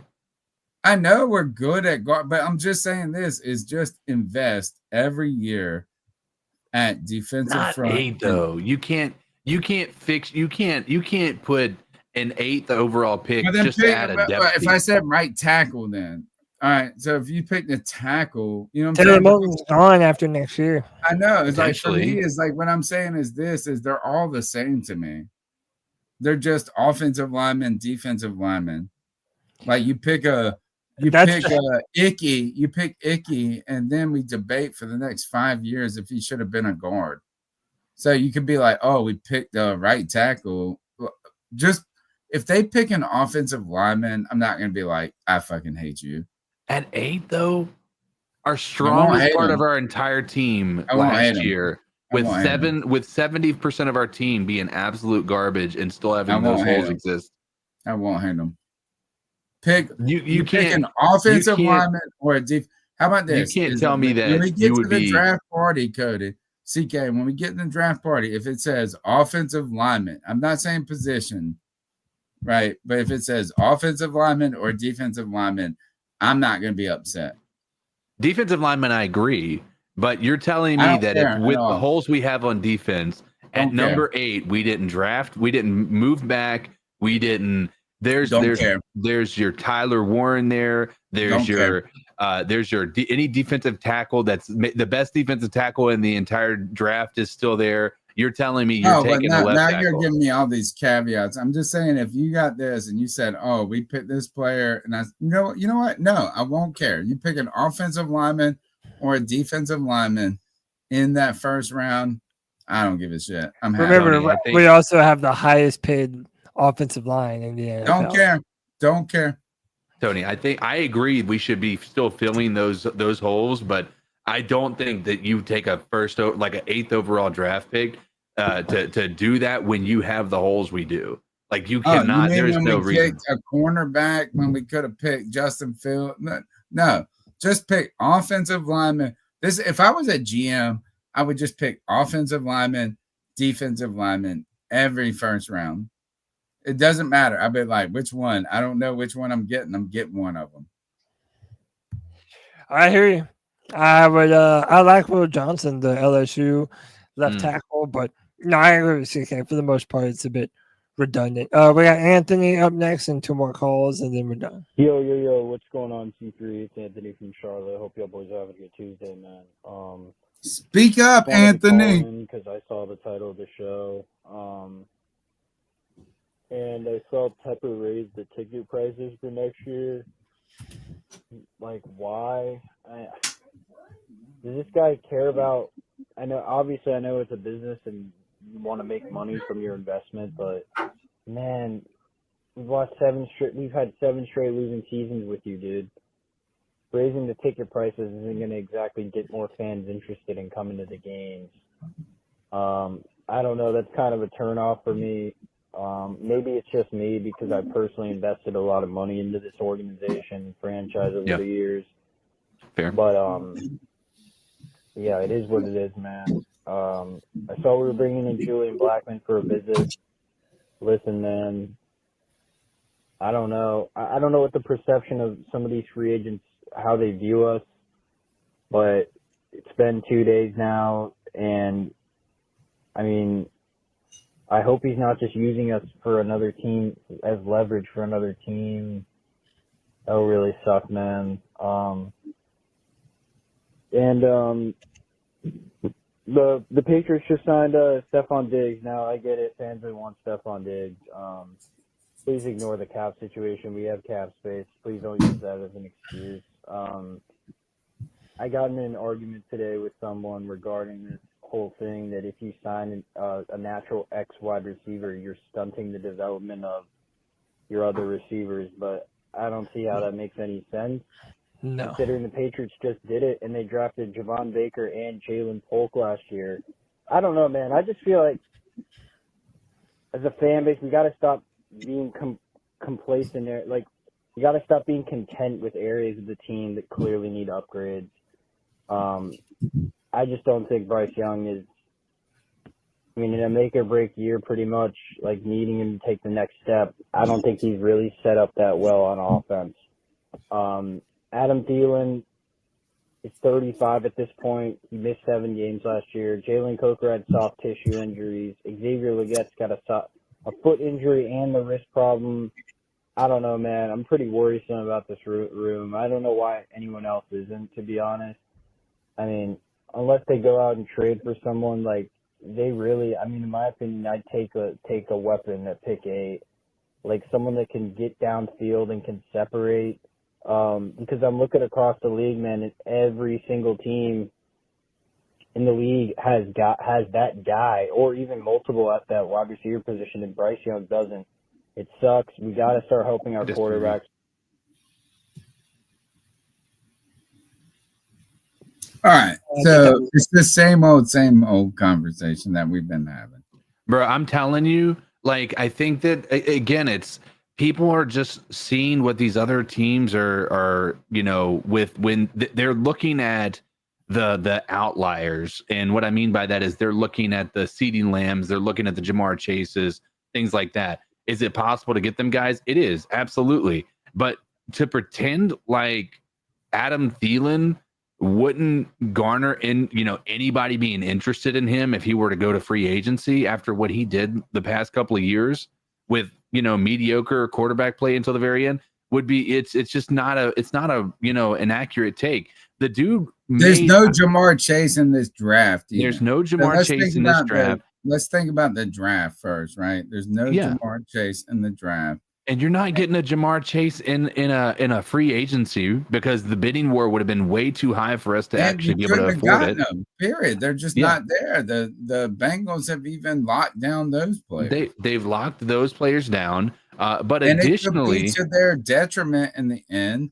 And right. Let's not act like having CeeDee Lamb last year made the Cowboys the deal. And also keep in mind, we absolutely have the guy in Adam Thielen. Like, I know we don't think that he is like this. No, we got the guy in XL, bro. XL. Well, we have the guy potentially in XL. Like, I agree. I think there's the potential there. But Adam Thielen has had more highlight reel catches for the Panthers in the past 2 years than we've had any wide receiver, even in the form of a DJ Moore, right? In a single season is what I mean. DJ Moore has a lot of highlight catches. I'm going to be the first to say that, but I think that Adam Thielen has a lot more eye-popping catches. And he's had a better career. Honestly, he's had a better career.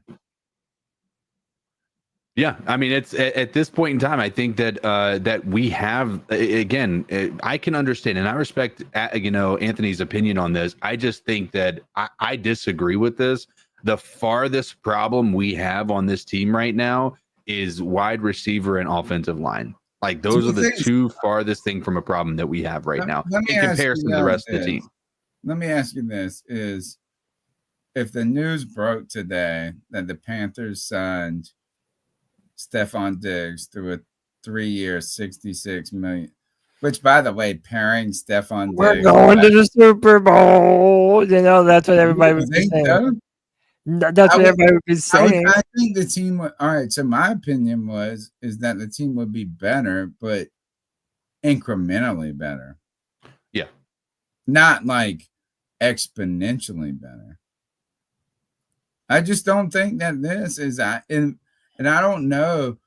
I mean, you're talking about adding a guy that is like, I don't think like Diggs. I mean, he makes us better, but I don't think he makes us fucking incredibly better. Like my thing is, how many more wins would Stephon Diggs account for? How many more? I'm not as scared about this receiver group as other people are because I've seen some bad receiver groups. Now, if you want to say like, look, you're not doing enough, I guess. I think this is that sometimes you can push too hard when you don't need to push, right? Like it's like, oh, I need to make my wife feel like, so you do something, you're doing too much to get better, and so I don't know if adding, look, Diggs would have been great 5 years ago. Right? Also, and Anthony's talking about, he's saying that we didn't have a single person over, we only had one wide receiver that had more than 600 yards last year. What about Thielen? Wait, but hold on. What about Thielen? Didn't Thielen have 1,000 yards? But two of them were rookies. Two of them were rookies. Were rooks. Also, you failed to mention that Deontay Johnson also took a lot of those yards at the beginning of the season on top of that. And we had a quarterback change, because to believe that this offense in the first half of the year was anything close to what it was the second half of the year, you're absolutely fooling yourself.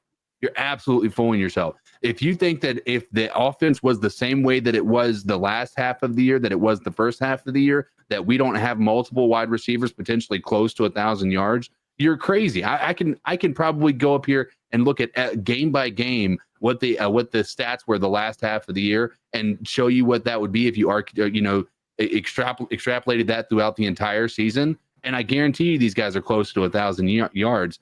It's a tale of two seasons. And you're looking at two quarterbacks, two all of that. So you can't just use the yardage division wise, divided by 17 and say, oh, here we are. Another thing is you brought up a great point, Deontay Johnson, and he was a balling. I was sitting here saying extend him, and he could be a good 2-1B type player. And he did, but look, you know what? There's something to him that's funky, obviously. Well, and remember, the dude is coming off of an ACL tear that happened to him, bro. Relatively late. So people saying that this dude had 1,000 yard receiving seasons. Yeah, that wasn't recently. And then I'd rather add Mike. I'd rather add Anthony said, who's the guy from Tampa Bay? I don't know. Not Chris Godwin. Not Chris Godwin. The other Mike one. Evans. Mike Evans. Look. You add Mike Evans to this team. I tell him, I'm like, oh, I got you. I'd rather have Mike Evans. But what I'm saying is, even if you brought in Stephon Diggs, Anthony admitted that you only have him on 1 year for what amounts to $23 million. You are putting a Band-Aid on top of a wound. That doesn't even fix anything. And you're overpaying. And he acted like you didn't do anything for Bryce. You know what you did? The best thing for Bryce was to give him an offensive line. And bring back those guys to keep that offensive line intact. Yeah, that's the thing. Is you really want to make Bryce better. You protect him. You want to make any quarterback better, you protect them. I know everybody wants the go-to dude. But Stephon Diggs is not the go-to guy right now. I'm sorry. He is not the most dominant. It's not like you're going to go get Justin Jefferson. Sorry. It's just it's 5 years past, bro. It's 5 years. And there's not a Justin Jefferson that's coming to us right now anyway. We can sit here all day and debate, we should have traded 2 first-round draft picks for T. Higgins, right? But let's be real about it. T. Higgins is not a Jamar Chase, Justin Jefferson, CeeDee Lamb. He might have been a number 1 wide receiver, but I think you would have been disappointed in the long run for trading what you would have had to get him on our team. To be quite honest with you, there's none of these guys that were going to be available to us, and in the draft, there's none of these guys that are even close to being capable of that from what we've seen from the tape. And so, no matter what, we don't have an option to actually get a guy that you're looking for that's going to be head and shoulders better than what we have to make it worth the price we would have to pay to bring him in. You would be better served spending your money on positions that make a difference elsewhere. You're listening to the C3 Panthers Podcast, the longest running Panthers podcast. Smash that thumbs up button. Look, Stonewall hit a C3 bomb up. One C3 bomb begets another C3 bomb.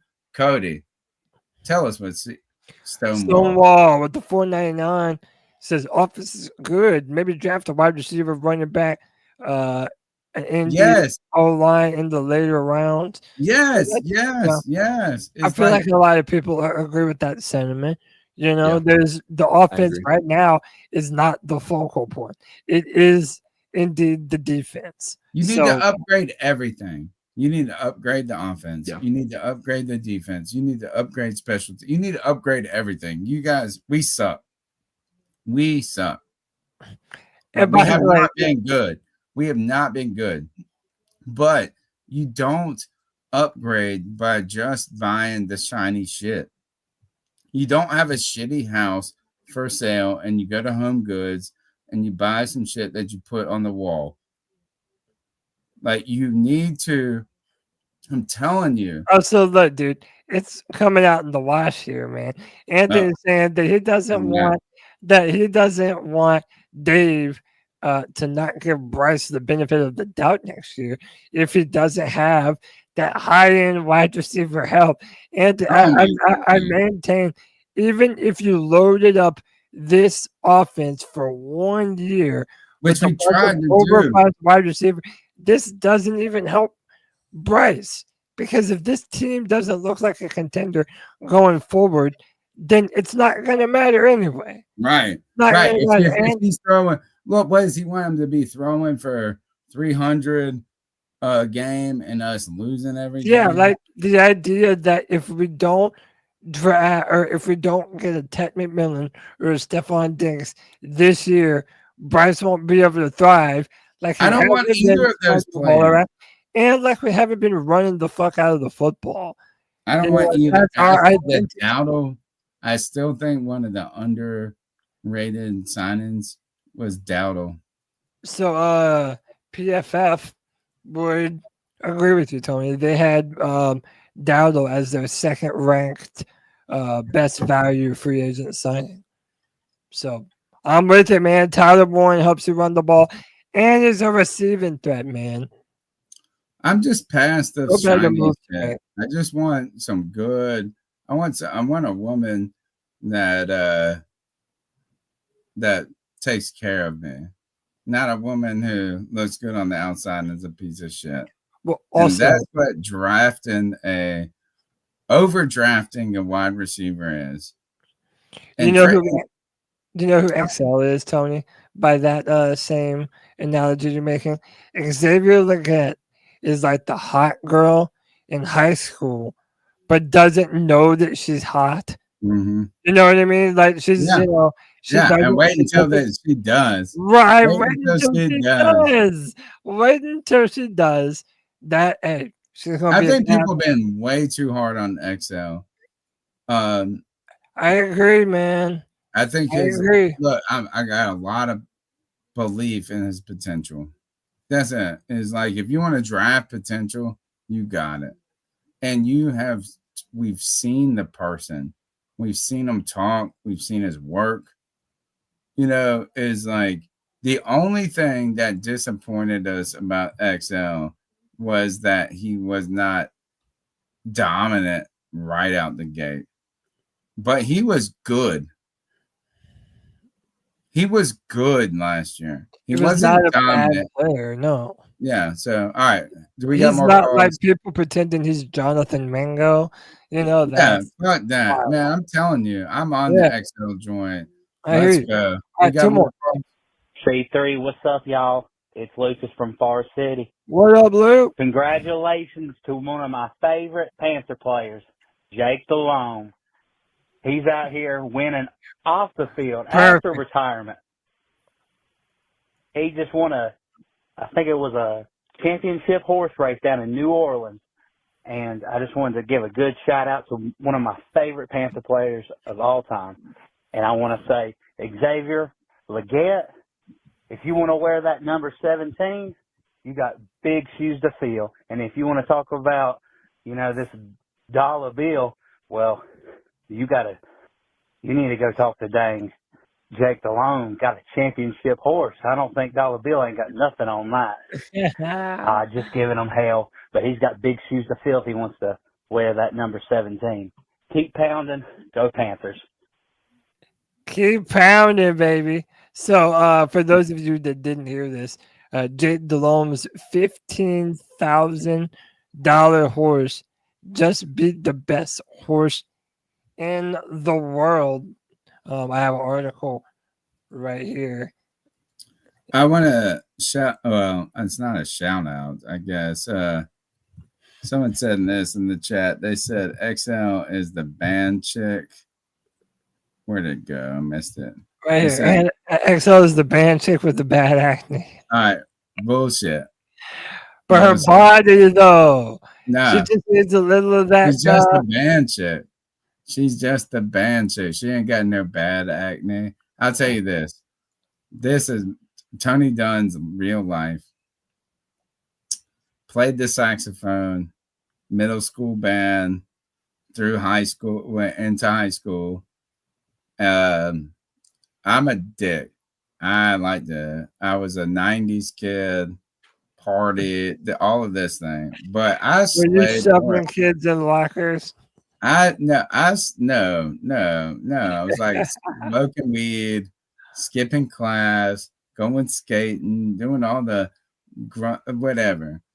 But I slaved more pussy than ever in the band. Yeah. The band. And I quit the band after my sophomore year. You know what? If I went and redid it, bro, I'd go back. Whatever. And the I hope your mom's not in the chat. Yeah. Mom, you know what? Turn your ears off. Second. Is this if they ain't got no acting, they just were in the band, and you know what, they'd be playing the flute like crazy.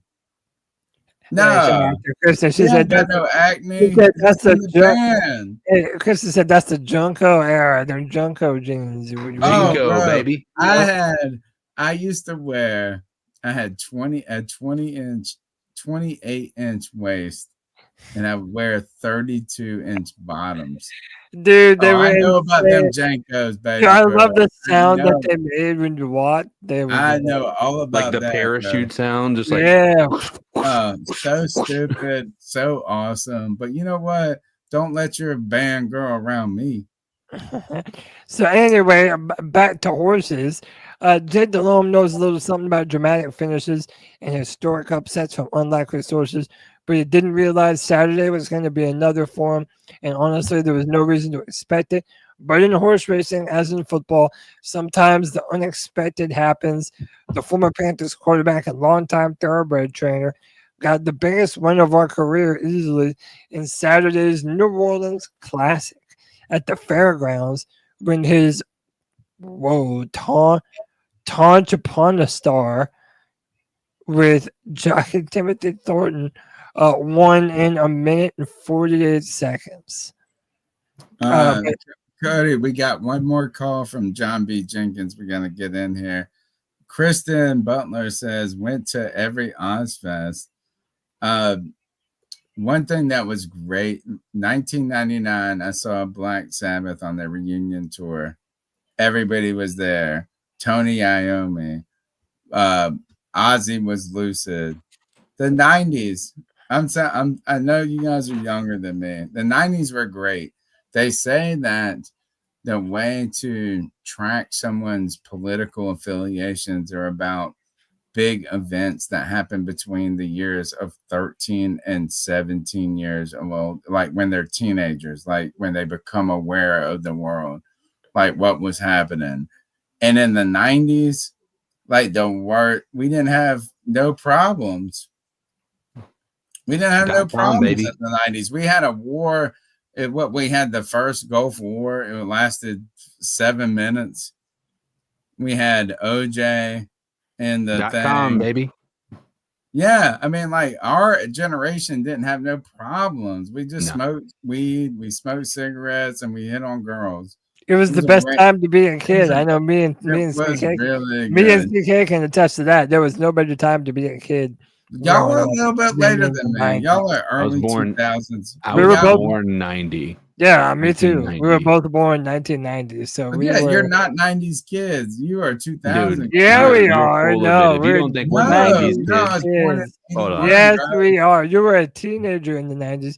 That's We were the point. kids. That's the No, point. our most formative years were in the 90s. You were a No, it's a teenager. lie. You're wrong. No, we were kids. No, you would. It's the best time, dude. The We best also- time to be a kid was the to- 90s. To Tony's credit, I will say we were also the first generation in social media. So it's hard to be able to say we're 90s Yep. kids and be You're able to say we're not. the first kids Yeah. to really, jump into that era Y'all, of Iraq our War. world too. I mean, dude, the If you're internet. born I in remember. 1990, think about this. If you're born in 1990, when you're a teenager, your formative events are the Iraq War, going to Afghanistan, Iraq. Then you Texting. get the fucking MySpace. All that MySpace. Nah, But dude, I alright, so- remember I even bro, remember I had the, a pager. dude, the I had AOL a internet. pager. Remember the AOL internet disc that you had to put in the computer? Yeah, that was me, dude. I had The to do that. 90s, being a teenager in the 90s, we smoked cigarettes and we tried to slay pussy. But That's here's what You we and my if you- brother and sister. what do you are- think we did as teenagers in 2000s? Y'all like this. You're like on the Hey, internet. and guess what? That got all those same outcomes for us. Yeah, really. now that you wear And you had the pajamas, better you video wear games too, pajamas dude. to class now. You wear Crocs. No, dude. All right. Maybe No. Let's now. take another call. And by the way, Daniel Trejo, I have been to the Weenie Roast in Charlotte. Saw 3 Doors Down, Shine down there. Dude, it was Ooh. awesome. It was incredible. It was an awesome show. Second to last call.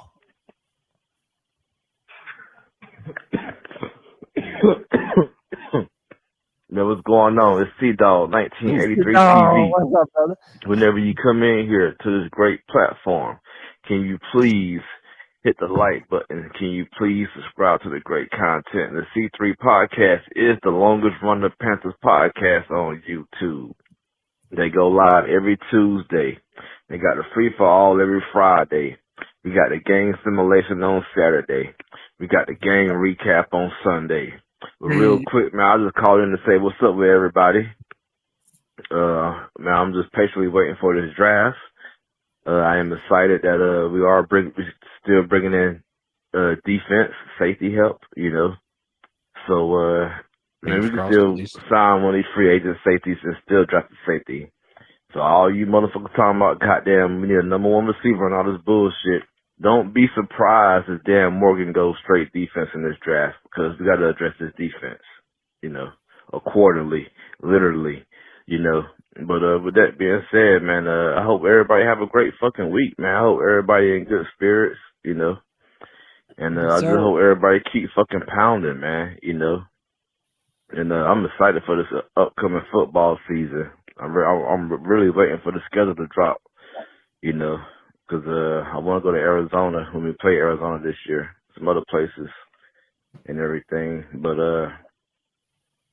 I'm just ready for this draft, man. I'm ready for Dan Morgan to knock the draft out of the fucking park, you know. I'm ready for us to be back on fucking top, man. It's been a long fucking time, man, since we've been, you know, had a winning team or a decent defense, you know, or a top 10 defense.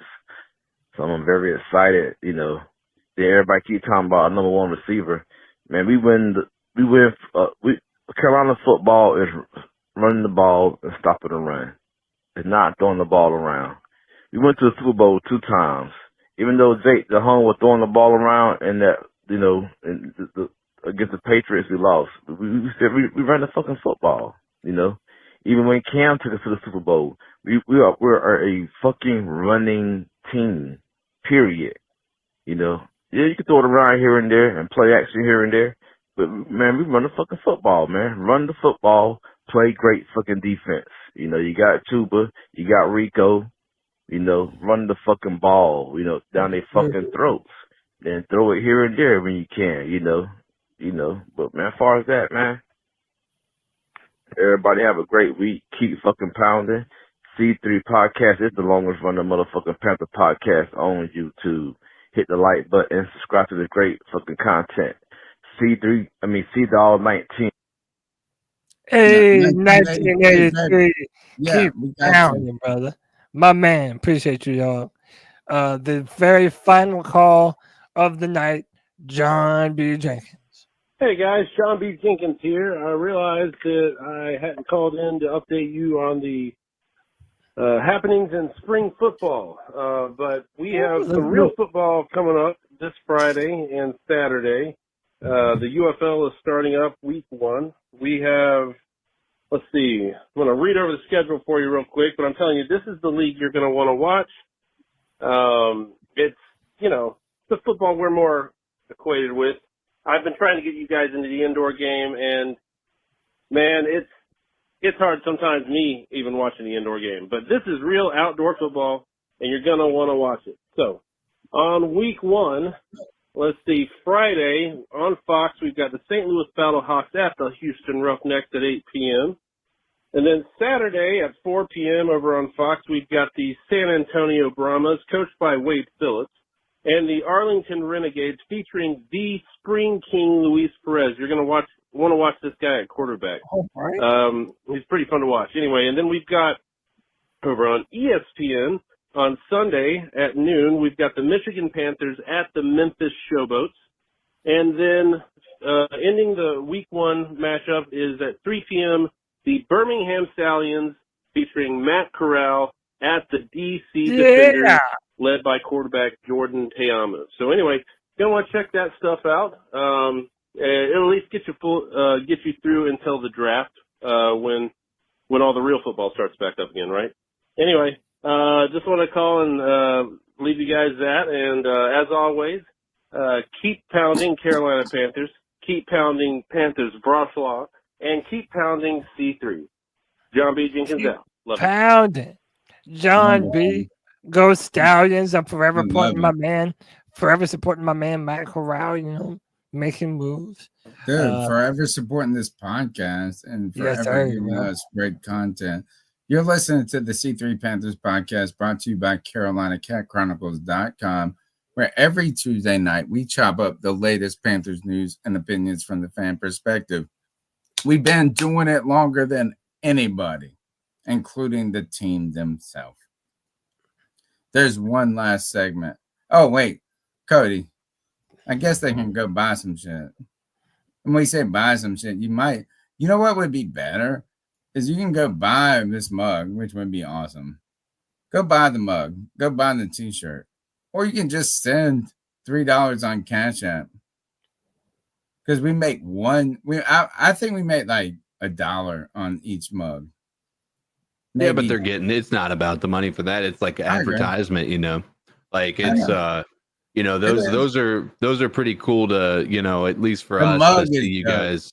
It's about being a part of the C3 Legion. Yeah. The love of the fandom. That's what it is. It ain't not about it's really cool to see pictures of you guys drinking coffee with your C3 mugs and things like that. Yeah. So I mean that's we're not a giant community, but we're a close community, and I think that's something that's pretty awesome to see. That real life example of you guys being a part of C3. One thumbs up button, one subscribe, one share helps all of us grow. But what we do is we keep going. We keep pounding. And guess what? We've been doing longer than anybody. We've been icing motherfuckers up. Let's go.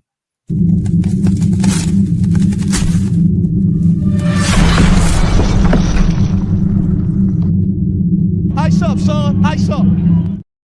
It's our homage to Steve Smith, where we tell someone to ice up, toughen up to get it together. And anyone is fair game from people on the panel. I could ice up Cody. I could ice up CK. I could ice up myself.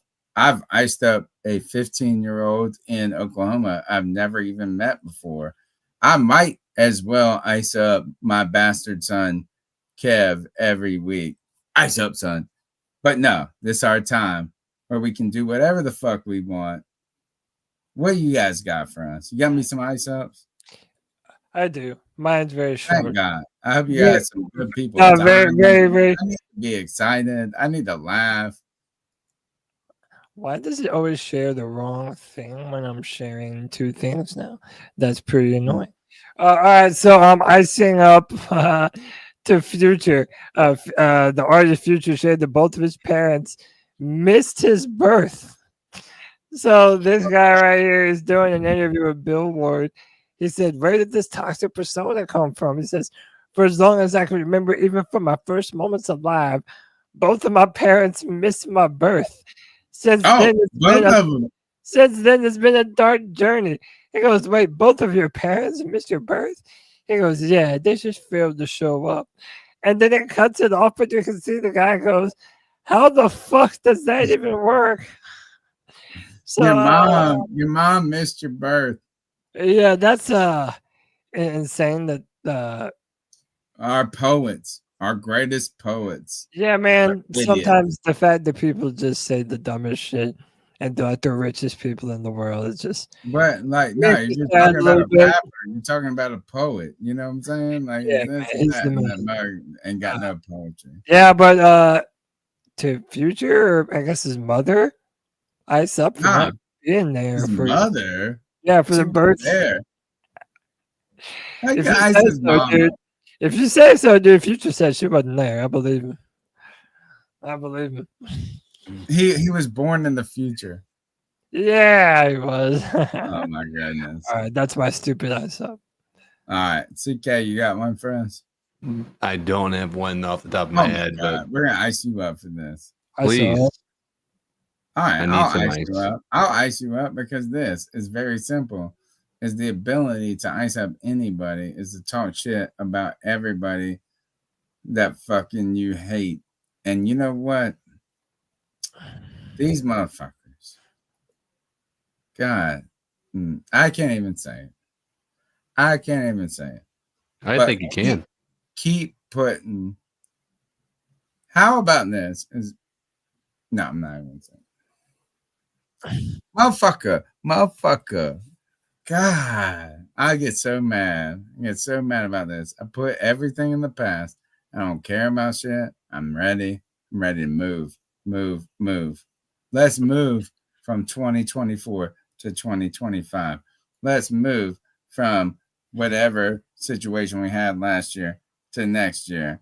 But y'all bitch asses want to try to put some people on the internet. Why? Because you don't feel good about yourself. You don't feel good about yourself. You might need to elaborate, Tony. I have like me and Cody over here. Yeah, I am lost. I am wondering. I told you about this whole group. I told you about this whole group about are you dating a different guy? This and that. I don't think the viewers know about this stuff. No, bullshit. I would just say this is that people that don't. How do I phrase this? Is your happiness comes from within. Yeah. It really does. Like if you're unhappy or you're like, I mean, yes, someone else can make your life a mess, right? Like I can come over and knock your cup over, right? But I can't fill your cup. I can't fill your cup of happiness. I can't. But don't be putting my picture on the internet trying to get some shit, trying to find some shit, and then adding like, that's it. I don't know. I don't even know what to ice up at this point. I'm so mad at the life I had, and I'm so ready for the life I will have. Amen. That's my ice up. All righty, well, that does it for another edition of the C3 Panthers Podcast. I'm Cody Lashing. That's the voice that makes them moist. Cody Allen. And fuck you, bitches. Oh. Tell them bitches to fuck themselves.